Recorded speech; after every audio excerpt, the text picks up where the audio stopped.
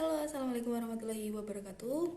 Perkenalkan, nama saya Jennifer Gunawan dari kelas BKI 6A NIM 181221061. Nah, di sini saya akan membahas seputar perkembangan karir dari Donald E. Super. Nah, di sini mungkin banyak ya dari teman-teman yang mungkin bingung dengan karirnya, ada yang gagal, dan mungkin ada yang belum mendapatkan. Nah, teman-teman semua nggak usah khawatir karena gagal itu bukan berarti kita harus berhenti. Justru dengan gagal itu awal mula dari perkembangan diri kita supaya menjadi yang lebih baik. Seperti itu. Nah, oke teman-teman, kita langsung aja ke materinya. Buat teman-teman yang bingung dalam menentukan karir, mungkin presentasi saya sedikit membantu teman-teman semua. Oke? Nah, di sini saya akan membahas seputar teori perkembangan karir dari Donald E. Super. Jadi dalam teori perkembangan karir Donald E. Super sendiri menitik beratkan pada suatu proses perkembangan karir seseorang dan terfokus pada sejumlah permasalahan-permasalahan yang timbul dalam karir individu. Nah, adapun konsep dari Donald E. Super sendiri yaitu yang pertama adalah dalam merencanakan karir individu, individu harus menyesuaikan dengan konsep diri mereka. Jadi ketika kamu punya bakat misalkan olahraga, ya kita terjun mencari sesuai dengan bakat dan minat kita. Yang kedua adalah memilih pekerjaan sesuai dengan potensi diri kita. Jadi usahakan sebelum memasuki pekerjaan kita harus tahu dulu apa sih bakat kita, apa sih minat kita, seperti itu. Yang ketiga yaitu adalah konsep dalam diri kita yaitu tidak bersifat konsisten dan bisa kapan saja berubah-ubah sesuai dengan keinginan kita. Nah, yang selanjutnya yaitu kita akan membahas seputar aspek kematangan yang dilihat dari Donald E. Super ini sendiri. Yang pertama yaitu ada perencanaan, di mana aspek ini melihat dari sikap individu terhadap masa depannya. Jadi sebelum kita terjun, mereka sudah mempunyai rencana.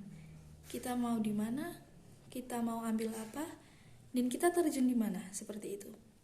Yang kemudian adalah tahapan aspek eksplorasi. Jadi sebelum kita terjun ke dunia pekerjaan, kita sudah mencari tahu tentang dunia pekerjaan. Kita sudah mencari tahu tentang dunia luar.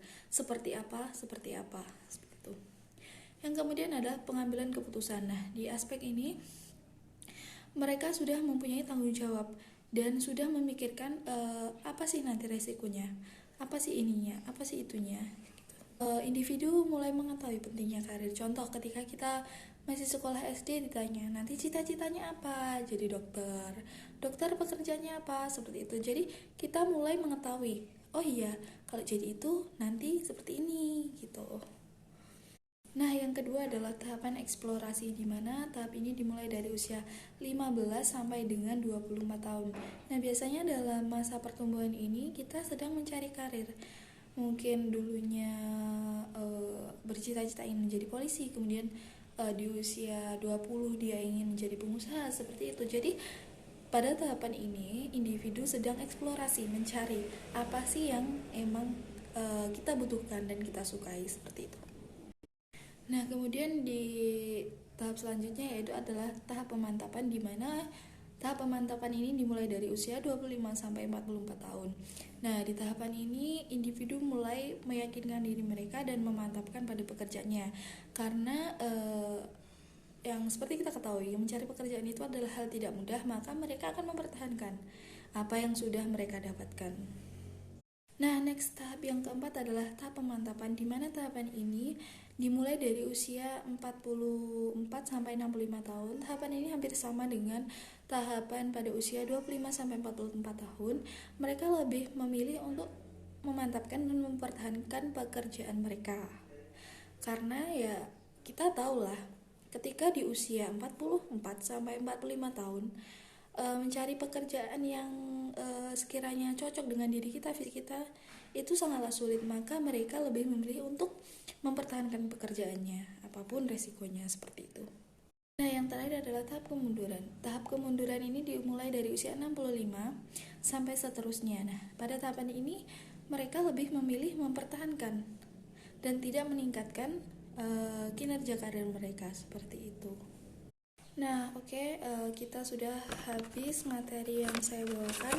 Di sini saya akan menyimpulkan dari teori karir dan nilai super ini menitik beratkan pada perkembangan karir seseorang dan kemudian sejumlah problem-problem permasalahan dari karir seseorang. Nah, di teori karir dan nilai super sendiri terdiri dari konsep karir individu, kemudian ada aspek kematangan, dan kemudian ada tahap perkembangan karir. Nah, mungkin sekian dari saya. Jika ada kurang lebihnya mohon maaf atas segala kesalahan saya dan kekurangan dalam menyampaikan materi. Semoga materi yang saya bawakan bermanfaat bagi yang mendengarkan dan yang membacanya. Wabillahi taufiq wal hidayah. Wassalamualaikum warahmatullahi wabarakatuh.